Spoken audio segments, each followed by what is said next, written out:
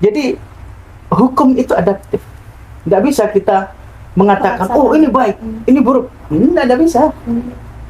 Nah, kalau kalian melihat sendiri di Indonesia ini, apakah hukum tersebut sudah sesuai? Contoh kan? Pernah disebutkan bahwa negara itu semakin kuat itu karena punya tantangan yang luar biasa. Nah, sekarang tantangan kita ini luar biasa ini kan luar biasa aneh ya. Luar biasa aneh. Enak ya kalau kita hidup di zaman Nabi Muhammad ya. Iya. Setiap hari kita bisa memandang Nabi Muhammad ya. Kita bisa ikut kajian dengan Nabi Muhammad. Betapa senangnya. Yakin itu akan terjadi? Dapurannya awak dewe. Dapurannya awak dewe. Iki lek urip zaman Nabi Muhammad. Kayak melu barisannya Abu Jahal. Ini konkret, ini solusi konkret.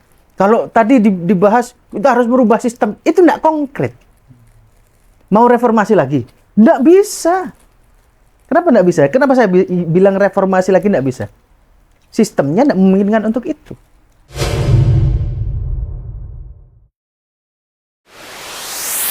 Assalamualaikum warahmatullahi wabarakatuh. Waalaikumsalam warahmatullahi wabarakatuh.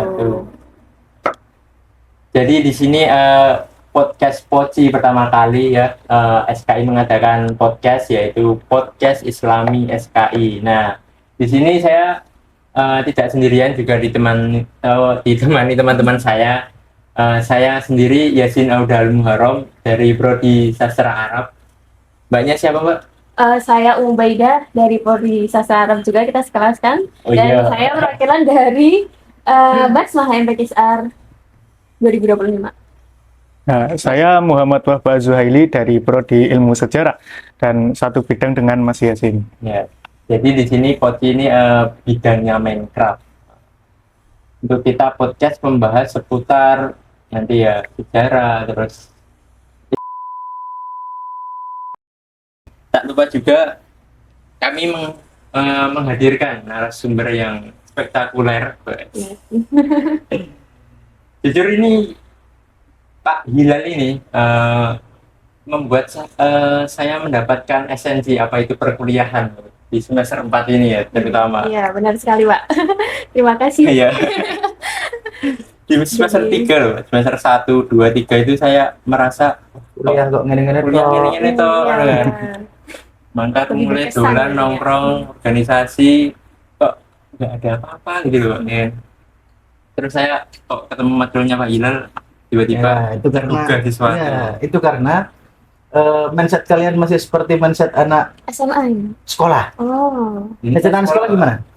Mindset anak sekolah itu masuk kelas dalam keadaan kepala kosong, keluar kelas kepala udah penuh. Kuliah nggak gitu. Kuliah nggak boleh gitu. Masuk kelas kepala nggak boleh kosong. Minimal terisi setengah.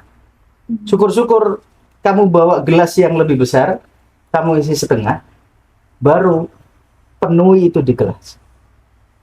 Jadi jangan pernah masuk kelas dalam keadaan kelas kosong. Jadi saat dosen bertanya, ada pertanyaan, Padahal biasanya diam semua. Diam semua.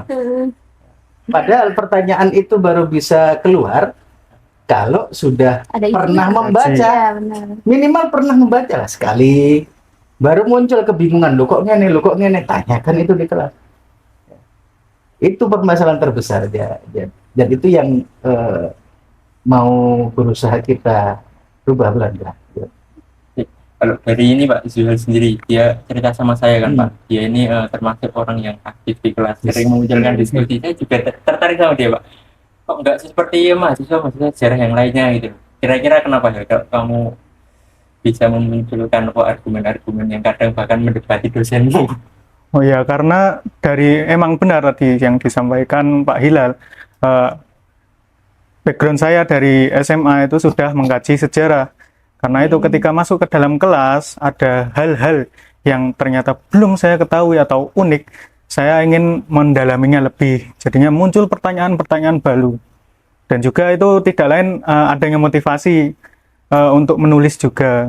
Pengennya setidaknya kalau lulus bukan hanya skripsi atau bahkan bisa jadi tidak skripsi karena ada persyaratan itu ya, penulisan di Sinta 3 nanti tidak skripsi. Nah itu masih isunya. Tapi semoga saja jadi. Wes, Nah, itu saya termotivasi di situ gitu. bisa menerbitkan jurnal di Cinta-Cinta Iya, Cinta. 23 Iya. Yang membahas khusus dalam sejarah-sejarah sejarah. yang tidak umum tentunya gitu, yang unik. Kalau dalam sejarah itu yang Mas siapa namanya? Zuhaili. Mas Zuhail tertarik itu sejarah apa? Sejarah yang saya tertarik sendiri memang di ideologi. Ideologi, ya. Ideologi apa? Ya, semua ideologi yang ada di dunia ini itu sebenarnya menarik sekali untuk dikaji, karena terkadang orang itu entah condong pembelaannya ke sisi positif dari suatu ideologi, tapi tidak memandang sisi negatifnya juga. Padahal penting juga kita meninjau sisi negatif itu agar tidak terjerumus, gitu Pak. Nah, sejauh ini ada nggak ideologi yang menurut Mas Zuhail ini, wah ini kayak kok akeh positif? Nah, ini Ada nggak? Belum sih semuanya, karena kalau dari kacamata sejarah memang harus diseimbangkan begitu. Oke. Terus dikaji apa sih yang akan muncul sisi positifnya terus-menerus, entah itu dulu dan mungkin berkembang sampai saat ini, ataupun sisi negatifnya begitu Pak. kalau dari pas kelas dulu ya Mu ya, Pak Hilal kan menyebutkan jalan sudut pandang budaya. Sebenarnya ideologisme itu sama aja. Terus sistem semua itu sama aja, tergantung nanti yang menjalankannya siapa. Nah, kalau dari sudut pandang Islam sendiri nih Pak, kan saya belum mendapatkan itu. Kira-kira menurut jenengan itu bagaimana? Apanya? Ya, sistemnya kalau dibandingkan dengan sistem yang lain, terus ideologi yang lain, dengan Oke. kacamata Islam ya. Jadi Islam itu kan sebenarnya berkembang ya. Kalau dalam sistem kepemimpinan dulu sejak zaman Rasulullah, kemudian Khulafaur Rasyidin, kepemimpinan itu berdasarkan konsensus, demokrasi. Kemudian setelah berakhirnya Khulafaur Rasyidin, Monarki. baru kepemimpinan Islam itu meniru sebenarnya monarki-monarki yang sudah ada. Jadi kalau dibilang demokrasi itu bukan produknya Islam, ya kalau demokrasi dengan sistem sebagai sistem yang sekarang, iya. Tapi core dari demokrasi itu ya Islam banget. Sejak awal justru Islamlah yang mempopulerkan adanya demokrasi itu. Coba zaman itu, Mas Zuhail kan belajar sejarah. Pada zaman itu, adakah negara atau kerajaan lain yang pemimpinnya dipilih berdasarkan konsensus? Ada nggak? Tidak, semuanya genealogi. Nggak ada kan? Ya. Nggak ada. Ini gitu. Keturunan. Nah, Nggak ada. Islamlah yang pertama kali mempromosikan dan mempopulerkan itu sebagai satu sistem negara. Jadi kepemimpinan itu tidak dipilih berdasarkan genealogi. Kamu anaknya raja, jadi kamu berhak jadi raja berikutnya. Enggak. Abu Bakar bukan anaknya Rasulullah. Umar bukan anaknya Abu Bakar. Tapi masyarakat Muslim sepakat bahwa mereka adalah pemimpin yang terbaik untuk bisa memimpin mereka. Tapi demokrasi sekarang itu kan kayak memilih yang paling populer. Kalau misal kita semua di itu Pak, sebuah kapal ya, sebuah kapal. Terus kapalnya itu terbang ambing, karam dan lain-lain. Terus tiba-tiba kaptennya itu mati.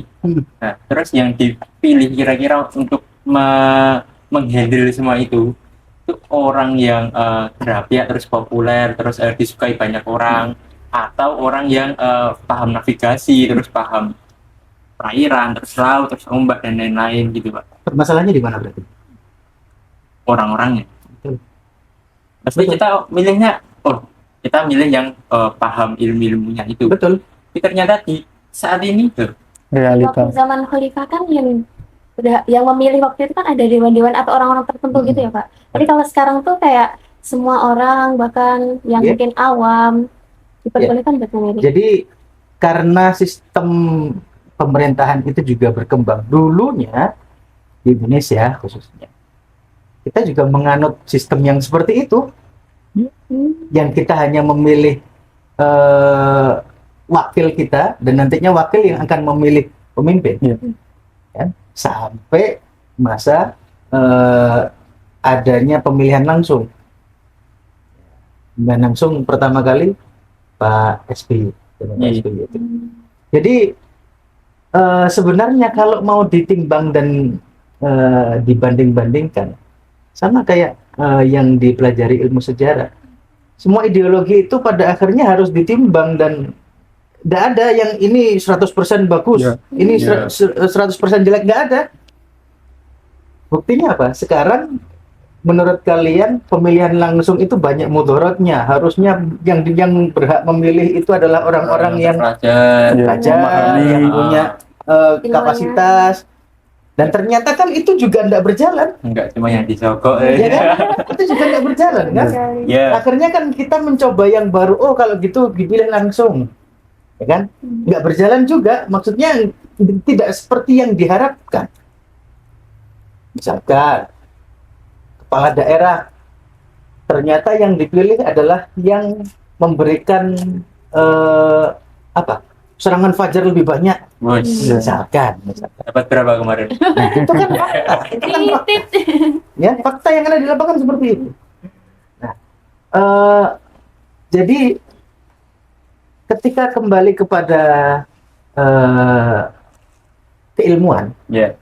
bagaimana kalau kita mengkaji satu ideologi itu, tidak akan pernah ada berarti satu ideologi yang 100% Iya. bisa memuaskan semua orang, nggak ada. Ya. Pasti ada 1, 2 atau minoritas yang nggak puas dengan sistem itu. Tapi bagaimanapun juga sebagai manusia, ya, ini budaya. Ya. Budaya itu kan hasil dari usaha manusia, usaha pemikiran, usaha fisik, ya, usaha apapun itu adalah budaya. Tujuannya adalah satu, mempertahankan kehidupan. Yang kedua, membuat kehidupan menjadi lebih layak dan lebih menyenangkan. Nggak hanya layak, tapi lebih menyenangkan. Buktinya ada banyak hiburan-hiburan yang pada akhirnya menjadi komoditas yang menarik untuk diperjualbelikan tentang hiburan itu. Jadi kembali lagi, satu ideologi itu tidak ada yang sempurna. Ideologi maupun sistem itu Nggak ada yang sempurna. nggak ada yang sempurna. Tetap kita lihat dari perspektif yang lain, loh kok gini, loh kok gini. Pada akhirnya manusia akan terus-menerus untuk mencari, oh ini sepertinya lebih baik, sepertinya lebih baik. Kok tahu kalau itu lebih baik? Ya karena belum pernah dicoba, karena belum pernah ada dampak negatifnya. Kenapa belum ada dampak negatifnya? Belum pernah dicoba. Kalau dari sudut pandang Islam sendiri, Pak, tadi kan menurut saya loh ya, Pak Hilal ini kayak sudut pandang budaya orang netral. Kalau dalam sudut pandang orang Islam sendiri, Atau mungkin yang emang dari diri kita tuh lebih condong mungkin dari kecil dididik buat ideologi tertentu gitu, Pak. Ya, ya Islam, dari kecil kita kan kadang kan saya juga mikirnya di Al-Quran itu ada kan, dan jalankanlah Islam secara kafah, secara menyeluruh. Nah terus ada di Ustadz Felix Show itu ya, aku pernah dengar podcastnya, kalau setidaknya kita menerapkan sistem Islam itu, bukan berarti aku radikal loh ya. terus. Setidaknya kita menerapkan sistem Islam itu berarti kita itu terhindar dari dua kemudaratan. Yang pertama kan kita kan sistemnya udah benar, walaupun nanti keberjalanannya itu belum tentu benar. Kalau dengan sistem yang lain ataupun ideologi yang lain, berarti kan sudah sistemnya salah, dan perjalanan di nanti pas keberjalanan di sistem tersebut kadang pun juga banyak celah, banyak masalah juga kan. Oke, coba contohkan satu negara yang menganut sistem pemerintahan Islam yang bebas dari masalah. Baik, Pak Bos. Ada nggak? Mana Pak Bos? Tidak ada. Ada nggak? Nggak ada. Nggak ada. Kenapa? Itu sudah sudah diprediksi oleh Nabi Muhammad. Dan kalau yang memprediksi Nabi Muhammad itu 100% Kita harus yakini kebenaran. Oh, ini hadis 5 zaman tuh. Ya, ada fase itu ya. Nah, ini hadis Nabi Muhammad menyatakan khairun nasi qarni. Sebaik-baik manusia adalah zamanku. Kemudian Oh iya. setelahnya akan lebih buruk dari zaman sebelumnya. Oke. Apa yang dimaksud Nabi Muhammad dengan sebaik-baik manusia itu zaman dulu belum ada HP, zaman sekarang ada HP. Berarti lebih baik sekarang dong. Apa kebaikan yang ada di situ? Para ulama kan terus beda pendapat nih. Ada yang mengatakan ketakwaan kepada Allah. Ada yang mengatakan sesama hubungan antara sesama manusia. Tapi tidak ada satupun ulama yang mengatakan kebaikan itu berasal dari kelayakan hidup dan kesenangan hidup. Jadi pada akhirnya kalau manusia zaman sekarang ingin mencoba untuk kembali pada sistem yang dulu sudah pernah diterapkan, pertanyaannya, apakah manusianya seperti yang dulu? Berarti yang dipertanyakan manusia-manusia yang bukan Kan setidaknya kan sistemnya sudah benar. Tidak bisa. Tidak bisa. Tidak bisa. Misalkan contoh, pernah nggak di antara kalian punya pemikiran, enak ya kalau kita hidup di zaman Nabi Muhammad ya? Iya. Setiap hari kita bisa memandang Nabi Muhammad ya, kita bisa ikut kajian dengan Nabi Muhammad, betapa senangnya. Yakin itu akan terjadi? Dapurannya awak dewe. Dapurannya awak dewe. Iki lek urip zaman Nabi Muhammad, kaya melu barisane Abu Jahal. Ya nggak ada yang bisa jawab, belum tentu kita juga Islam. Ada yang gini, nggak ada. Analogi fana berarti, Pak. Iya kan? Makanya itu yang dianalogikan kan, andai saya dulu kan sama. Berarti kan, lah bisa jadi juga kamu akan menjadi barisan yang menentang Nabi Muhammad. Bisa jadi juga saya di barisannya Abu Ya, Bakar. tapi kan nggak ada jaminan. Ya, Ada nggak ada jaminan. Nggak ada yang bisa menjamin. Bayangin itu. aja ini dapat cerita apa bilang kalau misalnya gajahnya ketujuh, emang kita bisa waktu di zaman itu kita Mempercayai. bisa jamin percaya juga. Maka dari itu potensi manusia itulah sebenarnya yang menjadi standar indikator bahwa satu zaman itu lebih baik atau lebih buruk. Kalau misalkan sistem yang bukan berarti sistemnya Nabi Muhammad itu buruk, enggak. Setiap zaman punya peraturan masing-masing. Setiap zaman enggak bisa dipaksakan, ini saya harus mengikuti, enggak bisa. Kenapa? Contoh lagi. Pernah satu ketika Mu'ad bin Jabal. Sahabat Mu'ad itu adalah salah satu sahabat yang ahli Quran. Pernah satu ketika Mu'ad bin Jabal itu diutus Nabi Muhammad untuk menjadi dai dan menjadi imam di satu wilayah lain di luar Madinah.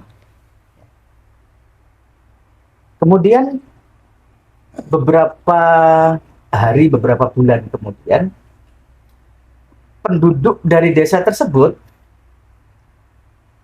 protes kepada Nabi Muhammad. Sementara Mu'ad bin Jabal juga protes kepada Nabi Muhammad tentang penduduk yang ada di desa itu. Mu'ad protes. Nabi Muhammad, penduduk desa sana itu kalau disuruh sholat, saya sholat mengimami dengan membaca ayat-ayat yang panjang seperti yang engkau baca saat sholat. Mereka itu protes, Nabi. Mereka itu bukan orang baik. Masa diajak ibadah tidak mau? Standar kebaikan. Ya kan? Iya. Masa diajak ibadah tidak mau? Harusnya kan semakin panjang sholatnya semakin bagus. Bagus, iya. Nabi Muhammad tersenyum. Kemudian datang lagi penduduk desa itu protes kepada Nabi Muhammad. Wahai Nabi Muhammad, ini gimana orang yang engkau utus untuk mengajarkan Islam di desa kami? Kalau menjadi imam kok yang dibaca panjang-panjang? Kami itu orang sibuk, kami itu petani, kami itu pedagang, yang kami tidak bisa lama-lama meninggalkan kehidupan kami, pekerjaan kami. Apa jawaban Nabi Muhammad? Nabi Muhammad tidak memarahi penduduk kota, penduduk desa itu, enggak. Yang dimarahi siapa? Mu'ad bin Pemimpin. Jabal. Kenapa? Wahai Mu'ad, kamu jangan jadi orang yang ahli fitnah. Kamu jangan menebar fitnah. Ya. Loh, kan saya kan mengikuti panjenengan Nabi Muhammad. Saya mengikuti cara engkau mengimami. Selama ini engkau mengimami kami, membaca surat yang panjang-panjang. Apa jawaban Nabi Muhammad? Ya, karena saya tahu di belakang saya adalah orang seperti engkau. Karena saya tahu di belakang saya adalah orang seperti engkau. Berarti apa? Seorang pemimpin Adaptif. harus tahu bagaimana keadaan rakyat di belakangnya. Berarti berlaku juga dengan hukum saat ini. Betul. Betul. Kita tidak bisa, oh zaman dulu baik sekali. Enggak, ternyata zaman sekarang kebutuhannya tidak lagi seperti itu. Sekarang sholat berjamaah, yang dicari apa? Si imamnya cepat. Meskipun ada beberapa masjid yang masih membaca ayat-ayat dengan surat-surat yang panjang, ya orang yang punya kemampuan untuk itu silakan. Tapi kan tidak ada paksaan untuk itu. Jadi hukum itu adaptif. Nggak bisa kita mengatakan, oh ini baik, ini buruk. Nggak bisa. Nah, kalau kalian melihat sendiri di Indonesia ini, apakah hukum tersebut sudah sesuai? Ya, Contohkan. ayo. Paman koruptor atau apa gitu. Contohkan. Mungkin kebijakan yang isi-isinya sebagai apa ya Pak, buat ditunggangi atau ada niat tersembunyi dari hukum yang diberlakukan. Oke, siapa yang tahu?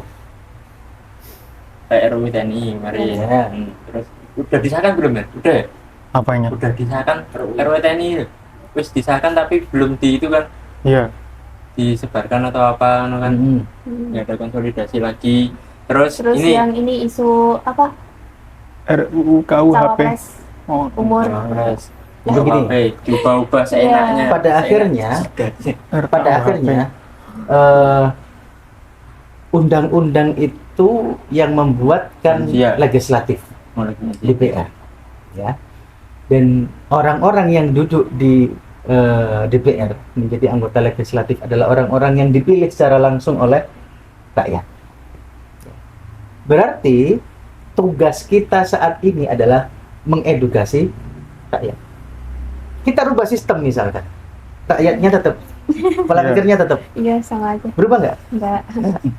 Enggak berubah. Ya, belum berubah. Enggak bakal berubah, bukan belum berubah. Enggak bakal berubah. Misalkan nih, presidennya bagus, top level 1. Ya. Tapi rakyatnya enggak mau diajak untuk maju. Tapi berarti bukannya begitu nggak bakal ada presiden bagus ya Pak, kalau misal rakyatnya aja nggak ini. Rakyat jelek. Ya jelek Kan presiden. pemimpin kan cerminan dari rakyat. Itu. Makanya kalau dapat misalkan ada punya pemimpin yang kita nggak sesuai dengan kebijakan mereka, ya beli kaca yang besar sebenarnya. Sudah cukup hebatkah kita? Ngilo. Ya kan? Jadi pada akhirnya bukan sistemnya yang harus kita ubah, tapi ibda binafsik. Mulailah dari diri kita masing-masing. Dari diri kita sudah berubah lebih baik. Keluarga kita nih, kita edukasi. Lingkungan kita terdekat, teman-teman kita. Ya. Baru ketika setiap minimal lah, setiap kampus itu semua mahasiswa punya pola pikir yang sama, maka kampus itu bisa menjadi seperti yang diharapkan zaman dulu. Apa itu? Agen perubahan. Munculnya dari kampus. Oh, berarti kayak kita ingin mengubah sistem atau menjadikan hukum tersebut, kalau katakanlah sekarang Ya. Islam atau yang lain. Berarti yang pertama dibenahi itu SDM-nya dulu. Iya kan? Contoh misalkan, yang menjadi anggota legislatif saat ini adalah para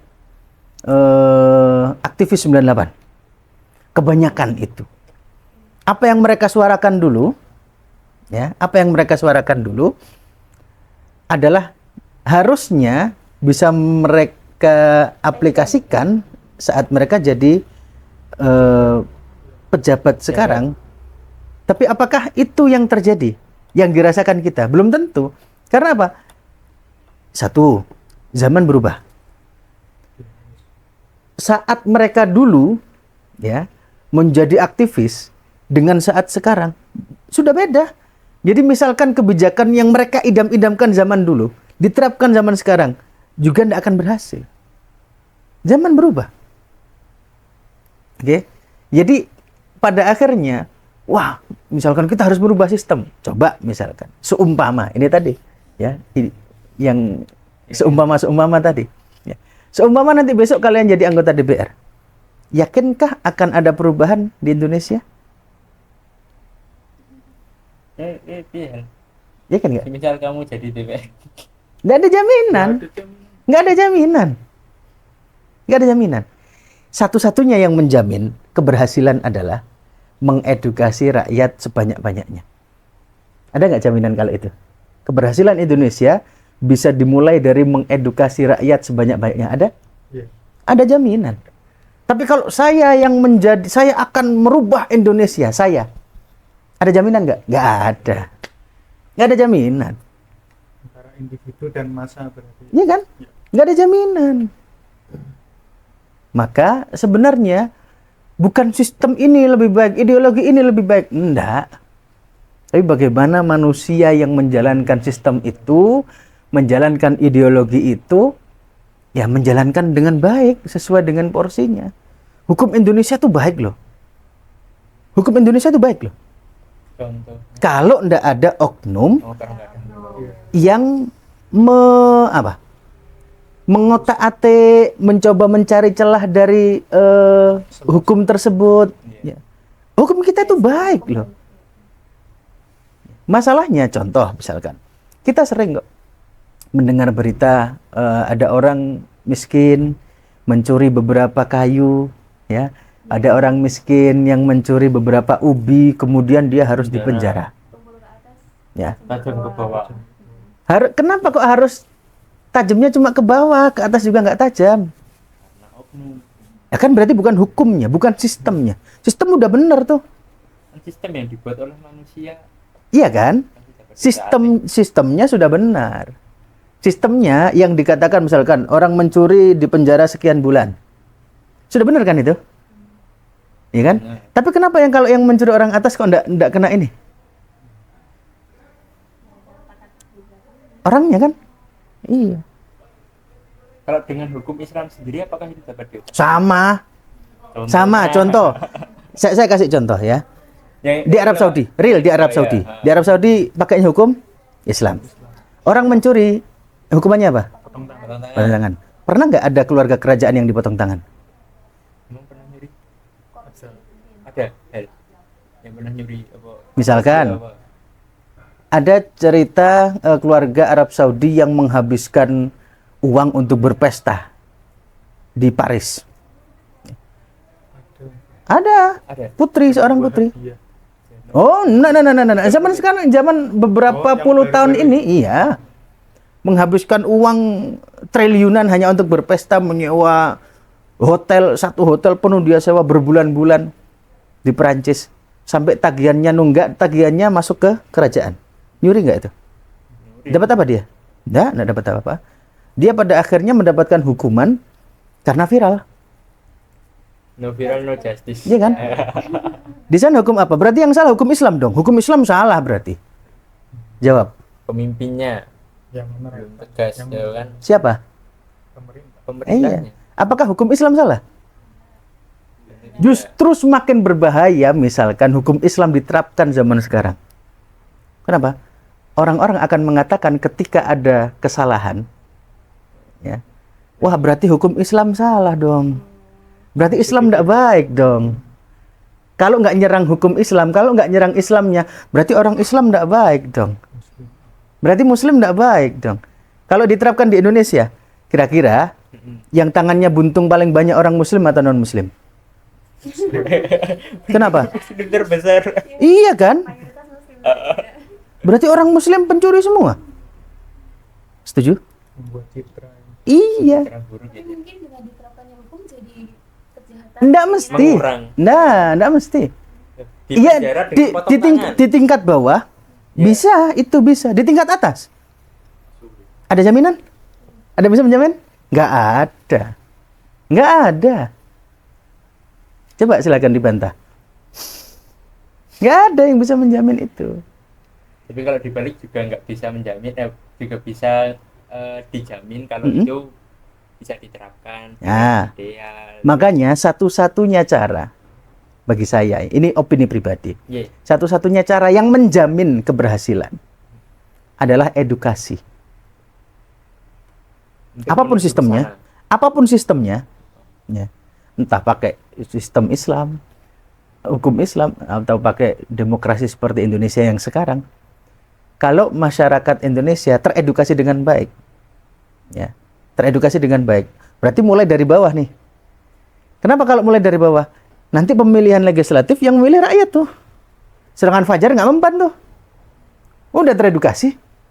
Akhirnya karena rakyatnya sudah teredukasi, yang naik jadi anggota legislatif, yang naik jadi pemimpin-pemimpin daerah, ya, adalah orang-orang yang baik. Karena apa? Dipilih dengan baik. Selesai. Oleh manusia-manusia yang telah teredukasi menjadi baik. Iya kan? Kalau itu tidak dilakukan, langsung semata-mata ganti ideologi. Indonesia harus menjadi Sama saja. sama saja. Sama saja. Semisal tadi Mm-mm. siklus yang terjadi antara rakyat yang tidak teredukasi, Mm-mm. yang akhirnya melahirkan pemimpin-pemimpin yang juga buruk. Nah, itu semisal kita mengedukasi masyarakat, Ya. tetapi sistem itu menghalangi masyarakat yang telah teredukasi itu untuk naik menjadi pemerintah, pejabat, itu kan berarti kita juga perlu untuk secara frontal maupun dari bayangan untuk mengubah sistem itu sendiri. Nah, silakan. Meninjau tadi adanya perubahan, kan menyesuaikan, adaptif, hukum itu adaptif. Ya. Kan karena zaman itu terus berjalan dinamis, berarti kan perlu juga untuk dirubah. Yang menjadi tolak ukur itu kan tadi core-nya, nilai-nilainya.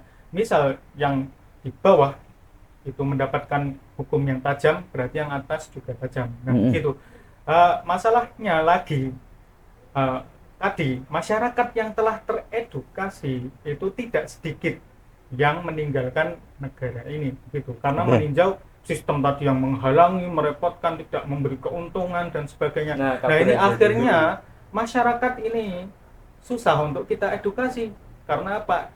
Tadi masyarakat yang teredukasi, sebagian dari kita itu meninggalkan perannya untuk mengedukasi masyarakat yang Kalau seperti itu berarti belum teredukasi. Iya. Belum teredukasi. Tidak bisa disebutkan teredukasi kemudian pergi karena sistem yang tidak mendukung. Berarti dia belum teredukasi. Ya kan? Edukasi yang dimaksudkan berarti Edukasi untuk menjadikan Indonesia menjadi negara yang lebih baik. Iya kan? Kalau yang penting saya bisa hidup nyaman, hidup sejahtera di luar negeri, ya berarti nggak teredukasi dong. Ya kan? berarti itu jadi masalah. Ya sama saja pada akhirnya dengan orang-orang yang tetap di Indonesia dan memilih berdasarkan berapa yang saya dapatkan. Apa bedanya? Nggak ada bedanya. Ya kan? Betul. Jadi mungkin edukasi itu juga berjalan berdampingan sama mungkin kesejahteraan yang lain gitu Pak. Misalnya kayak ekonomi. Makanya itu kalau harus ada langkah pertama, ya, ini diskusi silahkan. Kalau harus ada langkah pertama, apa yang harus dimulai pertama? Langkah untuk Menjadikan Indonesia lebih baik. Indonesia lebih baik. Ya tetap pendidikan ya. Kalau ada langkah pertama, Dimaksud tadi. Ya tapi kan dari awal, dari pendidikan itu jadi orang-orang sadar dulu yang penting. Berarti tolak ukur adalah pendidikan yang merujuk pada kesadaran nasionalisme. Benar-benar. Sementara itu kebanyakan orang yang berhasil menerima pendidikan itu tidak mendapatkan kesadaran gitu. Kira-kira Jadi- kenapa itu kalau Nah. nggak mendapatkan kesadaran? berarti kan harus ada nilai-nilai yang ditambahkan dalam edukasi di pendidikan formal. selama ini coba kalian sekolah kan? Sampai SMA kan? Apa yang didapat dari nilai nasionalisme dari sekolah itu? PKN ini bahasa apa ya? Ada nggak? Nggak ada kan? Iya, sangat kurang. Dapat apa? Mungkin kayak cuma buat formalitas. Ya formalitas biar dapat nilai bagus, lulus, bisa kuliah di tempat yang bagus, selesai. Standarisasi nasional. Ya kan? Ya ada ngafal undang-undang biasanya yang ngono kuwi. Iya. Nah ini apa maknanya? Iya. Terus setelah hafal dipakai nggak? Dipakai buat masuk ini Pak, Universitas SNBP. Setelah itu? Nah. Gini, saya beri contoh konkret di Jepang. Ya, di Jepang. Di Jepang itu tidak ada orang berebut antrian. Misalkan ada ingin mendapatkan bantuan atau ingin masuk ke tempat tertentu, rame. Nggak ada di sana kok. Aku sih, nggak ada. Mereka akan urutan sesuai dengan antriannya. Mengapa bisa seperti itu? Apa yang diajarkan di sekolahnya? Itu yang diajarkan di sekolahnya. Di Jepang itu, TK dan SD kelas 1, sepertinya, kalau saya tidak lupa. Nggak ada pelajaran sama sekali. Tidak ada pelajaran formal. Tidak diajari membaca, tidak diajari menulis, tidak diajari menghitung. Nggak ada calistung. Setiap hari mereka berangkat ke sekolah, mereka hanya mendapatkan tugas untuk mengepel kelas, merapikan meja, melayani untuk makan siang, membagikan makan siang. Itu terus. Ya. Nggak ada pelajaran sama sekali. Nggak ada pelajaran sama sekali. Pada akhirnya apa? Budaya yang seperti itu akan terulang. Dan ini yang belum kita lihat di Indonesia. Di Indonesia pendidikan itu pendidikan itu hanya ditransferkan dari atas ke bawah. Transfer ilmu, transfer knowledge itu dari atas ke bawah. Kita belum ada yang namanya transfer habit. Kebiasaan. Termasuk misalkan kebiasaan belajar. Kalian kalau belajar saat ujian tok, SKS, sistem kebut semalam, berarti habitnya sudah terbangun. Kalau yang belajarnya hanya saat ujian saja, ya berarti habit belum terbangun. Kebiasaannya belum terbangun. Mengapa kebiasaan belum terbangun? Tidak pernah dibiasakan sejak kecil. Kalau ada pembagian apapun, kalau mau masuk ke tempat apapun, nonton konser, nonton bola, desek-desekan nggak? Iya. Kenapa desek-desekan? Karena nggak dibiasakan. Karena nggak ada pembiasaan itu.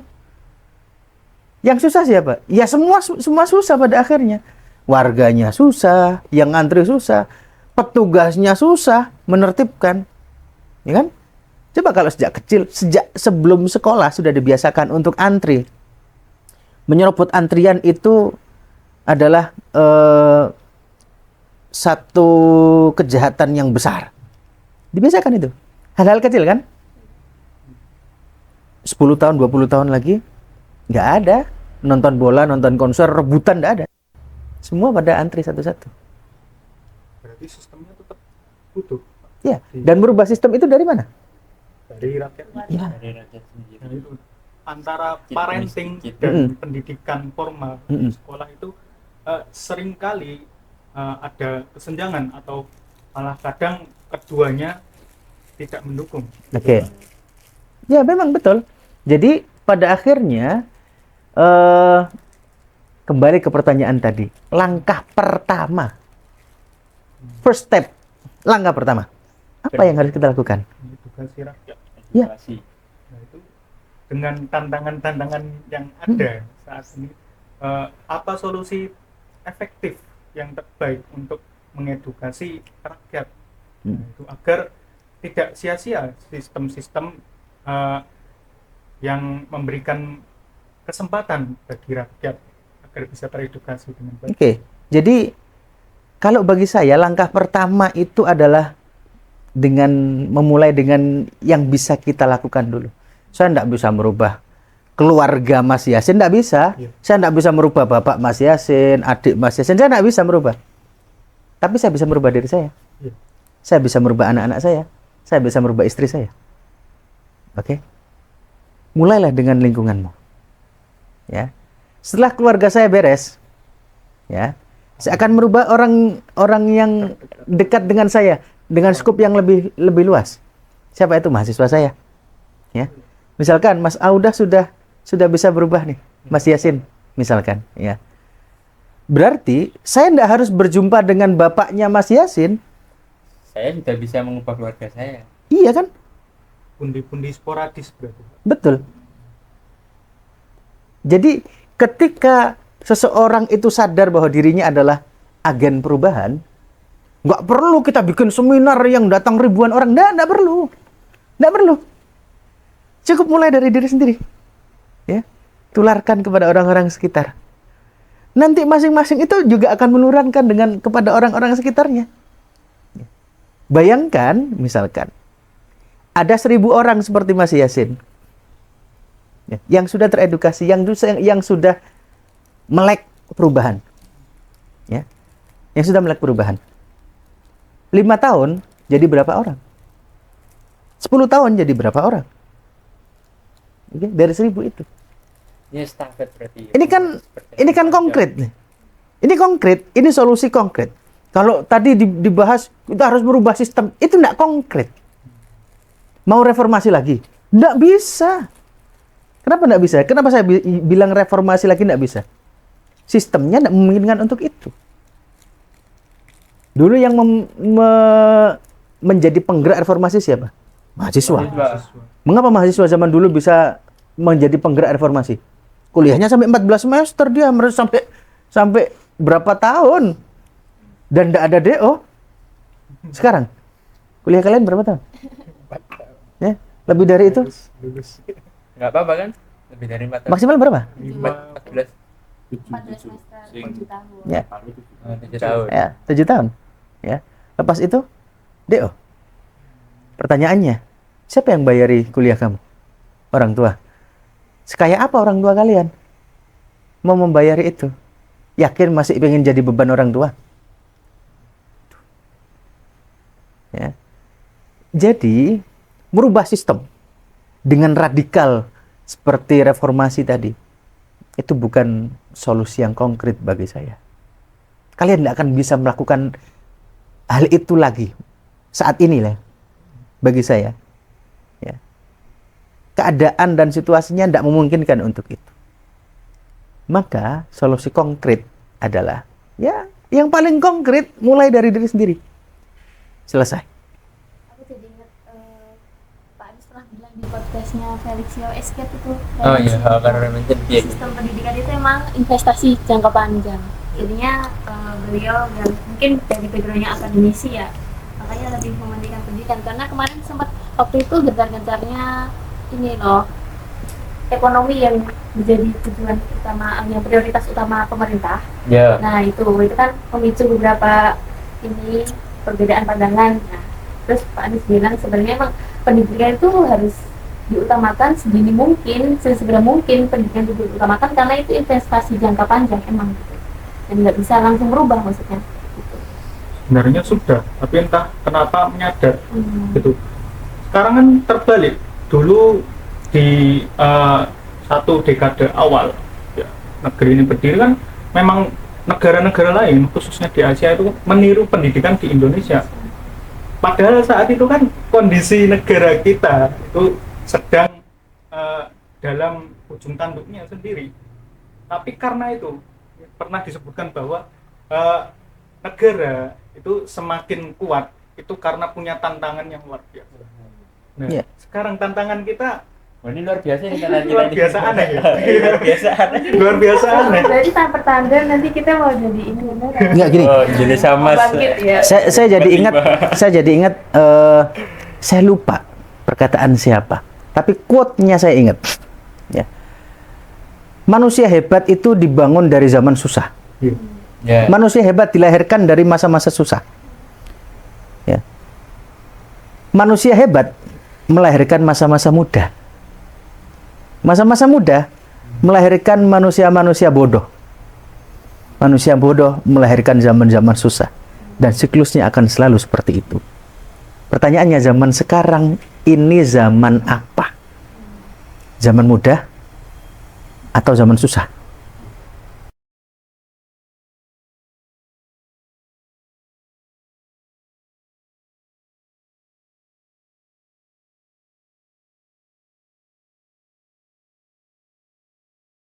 Kehidupan kita mudah nggak? Mau beli apapun belanja, dek, selesai. Mau beli di kantin aja, tinggal kris, selesai. Mudah nggak? Mudah. Maka siap-siap jadi orang bodoh selanjutnya. Cara biar nggak jadi orang bodoh selanjutnya apa? Mempersulit diri sendiri. Mempersulit diri sendiri. Nggak ada rumusnya orang hebat lahir dari kemudahan. Nggak ada. Nggak ada rumusnya. Nggak ada rumusnya orang hebat lahir dari kemudahan. Nggak ada. Maka ketika zaman sudah semakin mudah, apa yang harus kita lakukan? Persulit diri sendiri. Bagaimana di Tiongkok ya? Ya. Di Tiongkok itu kan teknologi semakin maju dan semakin mudah. Tetapi situasi sosial mereka itu semakin kritis.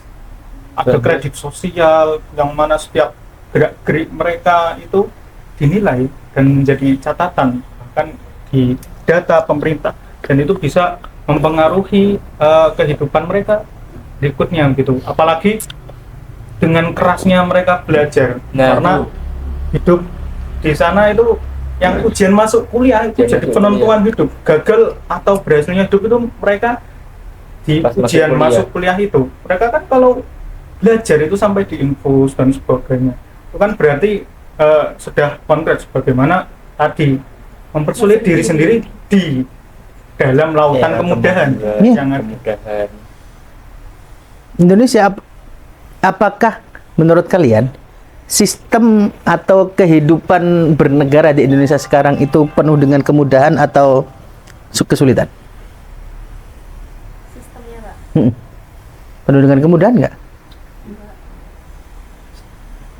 Kuliah mudah nggak? Susah.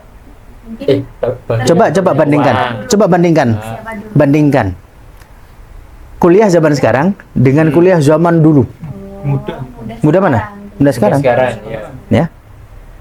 Padahal zaman sekarang kuliahnya mahal. Ya, zaman dulu kuliahnya murah loh. Tapi tidak banyak orang bisa berkuliah. Itulah mengapa lulusan orang-orang zaman dulu itu menjadi orang yang hebat-hebat. Kenapa? Mereka sadar dengan kesulitannya, untuk kesulitan yang dihadapi. Tanya lagi. Pernah adakah salah satu mata kuliah kalian yang dapat nilai C? Padahal kalian sudah niat banget, ini saya sudah belajar benar-benar. Ada nggak? B sih paling mentok-mentok C plus B. Ada nggak yang benar-benar kalian sudah berusaha nih mati-matian? Kecuali memang nggak berusaha. Mati-matian belum, Mbak. Dapat B. Dapat B kan? C ada nggak? C enggak. Paling B. Ini zaman saya, berarti baru 15-an tahun yang lalu ya. Belajar mati-matian dapat D itu banyak. Apalagi zaman guru-guru kita dulu. Ya. Belajar mati-matian dapat D, dapat C itu banyak. Sekarang semudah itu kan. Dapat C aja, dosennya dapat teguran. Ya kan? Jadi kalau kalian terlena, keenaan dengan semua kemudahan ini, siap-siap menjadi generasi bodoh selanjutnya. Kalau nggak mau jadi generasi bodoh selanjutnya, satu-satunya cara persulit diri sendiri. Ya, persulit diri sendiri. Misalkan di kelas cuma disuruh baca satu artikel. Kemarin kan saya gitu kan? Ya. Satu baca artikel. Yang lain baca satu artikel, kalian baca 5 artikel. Yang lain cuma baca satu artikel, kalian baca 5 artikel. Persulit diri sendiri. Perbandingan gitu. Iya kan? Karena hanya itu yang menjamin keberhasilan kalian. Kalau yang lain baca satu, kita juga baca satu, ya. Yang lain belajarnya 1 jam, kita juga baca 1 jam, ya. Besok saat ada lowongan pekerjaan dengan nilai yang sama, IPK-nya sama nih, semua sama-sama kumlot, 3,8 semua. Ya, yang diambil 1. Kira-kira perusahaan ngambil yang apa? Yang nggak ada di tulisan kan? Iya. Yang dicari yang nggak ada di tulisan kan? Pengalaman. Iya kan? Iya benar. Yang dicari yang nggak ada di tulisan.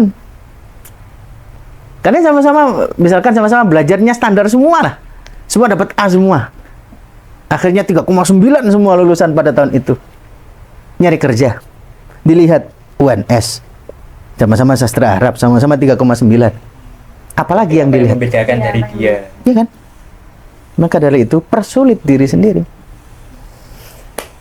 Teori evolusi berarti. Iya kan? Benar nggak? Itu satu-satunya yang menjamin keberhasilan masa depan. Jadi teman-teman persulit diri kalian sendiri saat Oke. ini. Walaupun kalian terlahir dari orang kaya, orang susah, tambah susah, susahkan diri kalian sendiri ya. Iya, ini satu lagi terakhir. Closing statement mungkin Pak, gimana? Terakhir gini. Saya akan kasih contoh aja. Orang-orang kaya, orang-orang Cina kaya, ya, yang benar-benar keturunan Chinese, kaya raya, ya, mereka tidak akan memberikan kemudahan untuk anak-anaknya. Iya. Jadi Tidak akan memberikan kemudahan untuk anak-anaknya. Kenapa? Karena mereka tahu kemudahan yang mereka berikan akan menjadikan anak mereka menjadi anak-anak yang bodoh, yang tidak bisa melakukan apapun. Ya. Mereka dipaksa. Karena semua serba mudah, satu-satunya yang bisa mempersulit adalah orang tua mereka. Anak-anaknya dipaksa untuk susah. Dipaksa untuk susah. Pada akhirnya apa? Begitu anaknya tumbuh dewasa, anaknya sudah mampu untuk melanjutkan bisnis keluarganya. Kalau enggak, anaknya enggak dipaksa untuk susah, ya, hidup dengan foya-foya. Ketika orang tuanya meninggal, bisnis dilanjutkan anaknya 10 tahun hancur bisnisnya. Hancur. Ya. Jadi ini cerita ini menjadi closing statement kita pada pertemuan kali ini. Ya. Oke. Jadi silahkanlah berpikir. Ya. Jangan pernah berhenti berpikir. Jangan pernah berhenti untuk membuat susah diri sendiri. Ya. Sampai kapan? Ya, sampai maut memisahkan kita. Karena keberhasilan sebenarnya, kesuksesan sebenarnya, kalau bagi kita seorang Muslim, ya, tidak bisa dinilai saat kita masih hidup. Tidak bisa. Oh, kamu jadi presiden. Oh, kamu jadi direktur. Oh, berarti kamu sukses. Tidak. Tidak. Kesuksesan kita bukan hanya itu. Ya. Tapi kesuksesan seorang Muslim diukur setelah dia mulai meninggalkan dunia. Ya. Jadi persulit diri kalian, perbanyak ibadah, ya, agar sukses dunia, sukses akhirat. Akhirat dikejar, dunia pasti mengikuti. Ya itu, terima kasih banyak Pak Hilal, terima kasih juga. Oh ya, kita ini juga kedapatan sponsor Pak. Dari siapa Mbak? Dari Wardah Catering dan juga ikan bakar Al-Iza. Iza. Ya, terima kasih juga para sponsor semua yang sudah telah memberikan support pada kami. Dan juga kalau kalian masih sebenarnya ada beberapa sponsor tapi nggak mau disebutin. Jadi Wah. kayak ya hamba Allah. Hamba Allah. hamba Allah. Wah, bulan. Karena mungkin lihat topik kita persatuan umat Islam atau Wah, nanti dikira mensupport ini radikalisme. Enggak, ini kan cuma sarana edukasi ya. Oh, jadi kalau teman-teman yang mau pesen, mungkin anaknya Pak Hilal kalau besok hajatan Pak, ini Pak bisa ada Wardah Catering Nah, premium punyanya siapa jenis elegan nenek Pak.